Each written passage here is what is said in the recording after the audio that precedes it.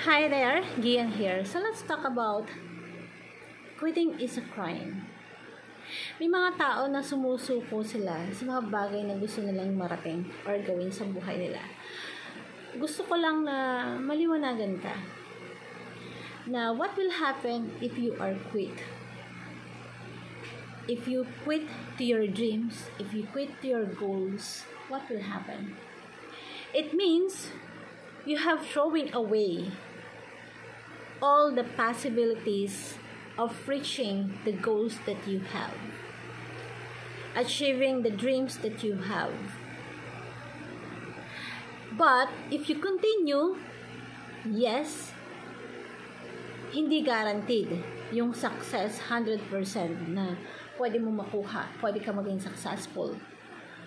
But it's better than the zero possibilities na hindi mo ginawa, na nag-quit ka sa pangarap mo, na nag-quit ka sa goal mo. And if you quit, para mo na ding ninakawan yung sarili mo. Ninakawan? Paano ninakawan yung sarili mo? Ninakawan mo yung sarili mo sa mga possibilities na pwede mong makuha sa buhay mo. Na pinagnakawan mo yung sarili mo na pwede mong gamitin yung mga potentials and skills na meron ka. Pinagnakawan mo yung family mo, yung mga kaibigan mo, na ma-share mo sa kanila yung knowledge. Ma-share mo sa kanila yung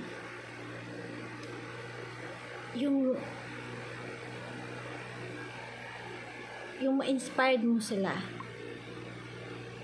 na ma-experience nila mismo sa'yo, na sa'yo manggagaling yung inspiration, na mabago din yung buhay nila. Pero hindi na nila ma-experience yun because you are a quitter. You quit your dreams. That's why it's a crime. Kasi hindi lang ikaw yung maaapektuhan kapag nag-quit ka. Maapektuhan din yung mga taong nasa paligid mo. Pati yung mundong ginagalawan mo.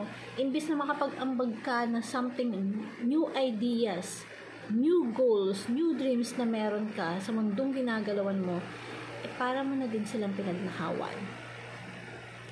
Kasi ipinagkait mo sa kanila yung pagkakataon na magkaroon ng inspiration na pwedeng makuha nila sa'yo.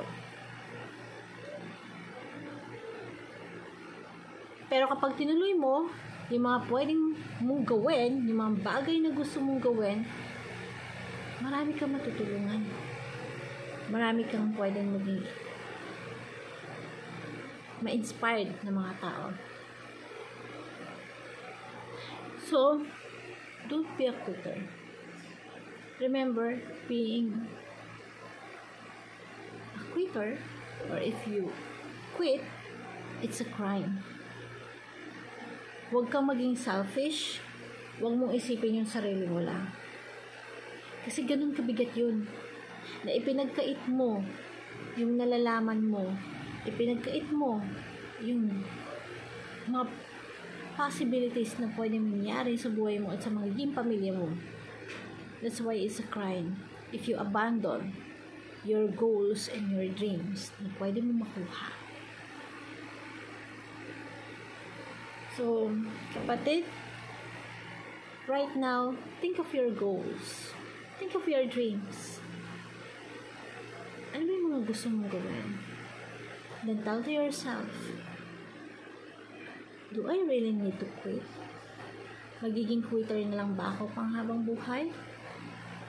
O bibigyan mo yung chance mo na hindi ipagkait, hindi nakawan yung sarili mo mismo sa mga skills, sa mga possibilities na pwede magkaroon ka. Think right now. Remember, quitting is a crime. So, huwag mong hayaan na mag-quit ka sa mga bagay na pwede makapagpabago ng buhay mo. Lahat naman ng bagay, pwedeng subukan. Yes, pwede ka ma-fail, pero Huwag mong hayaan na pag nakawan mo mismo yung sarili mo